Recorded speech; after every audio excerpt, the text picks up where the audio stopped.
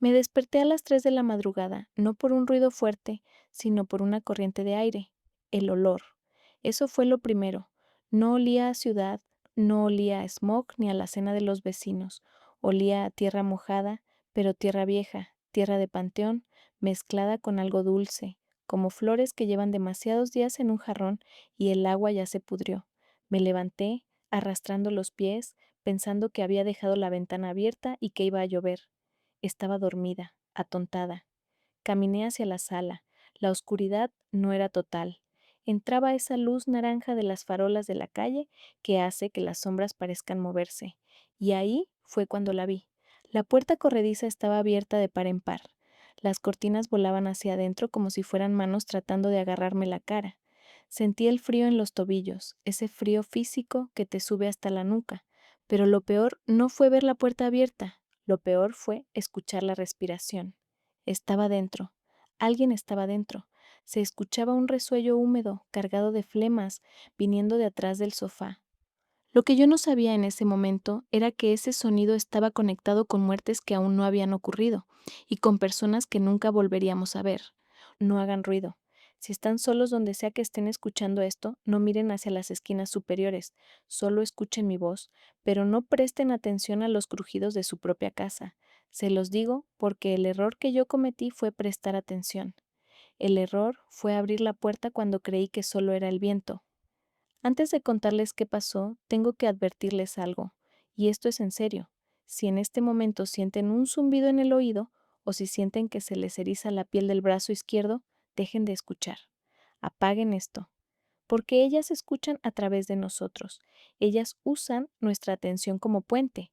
Si siguen aquí, es bajo su propio riesgo. Esto no empezó esa noche. Ahora entiendo que me han estado cazando desde que era una niña, preparándome como se prepara un animal para el sacrificio. La primera vez que sentí que mi cuerpo no me pertenecía, tenía unos 8 años. Yo le decía que se me subía el muerto, porque eso es lo que te dice la gente para que no te asustes, para que creas que es algo médico, algo del cerebro. Pero el cerebro no inventa olores. Recuerdo que mis papás peleaban mucho. Esa noche la violencia flotaba en la casa como una neblina tóxica. No se pegaban. Gracias a Dios nunca vi golpes. Pero las palabras de mi papá eran como cuchillos oxidados. Sabía exactamente dónde picar a mi mamá para desangrarla emocionalmente. Le gritaba que no servía para nada, que había renunciado a sus sueños para ser una ama de casa mediocre. Yo estaba en mi cama, con un pony de plástico apretado contra mi pecho, escuchando cómo mi mamá, en un ataque de furia impotente, le lanzaba cosas. Escuché el golpe seco de un juguete contra la pared y luego el silencio.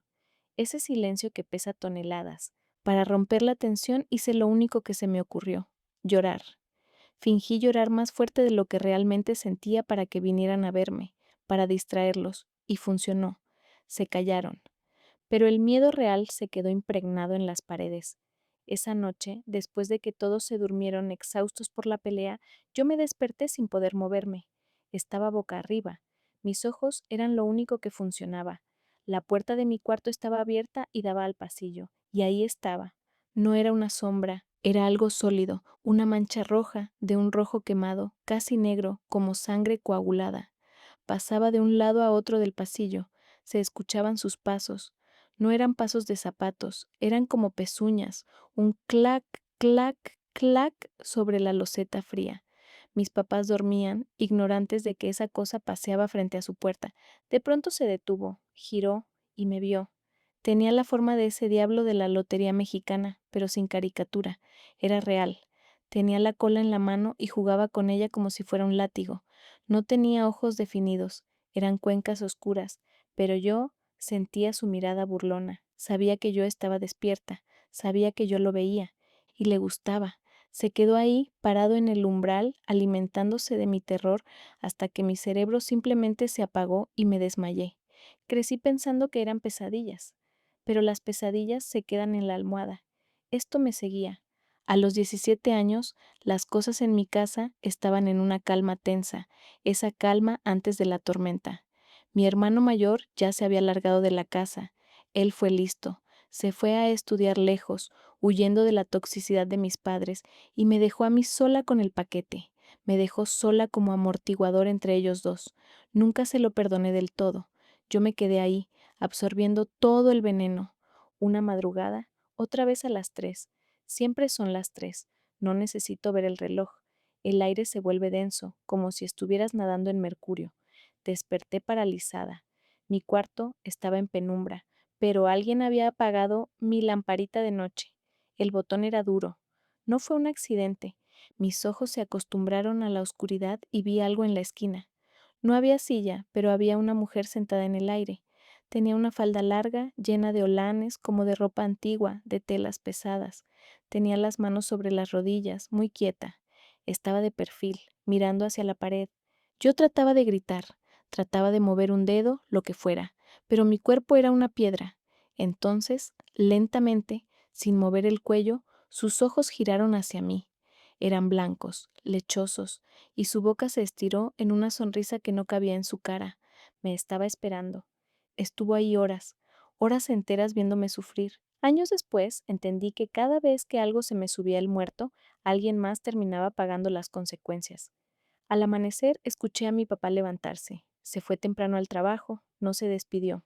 Ese día mi papá estaba en una fiesta de la oficina, estaba bromeando, riendo, y de repente dejó su vaso, caminó a la terraza y se lanzó. Así de simple, sin nota, sin aviso. La cosa que estaba en mi cuarto, creo que lo estaba esperando a él. Después de eso, mi vida se volvió un mapa de puntos oscuros. Un par de años después, ya viviendo sola con mi mamá, tuve otro episodio. Soñé que mi mamá llegaba en la madrugada. Escuché la puerta, sus llaves, sus pasos cansados. Entró a mi cuarto. Yo me hice la dormida. Sentí cómo se agachaba junto a mi cama. Y luego escuché su voz, pero no venía de arriba, venía de abajo del colchón. Elena, estoy aquí abajo. No te asomes, no me mires.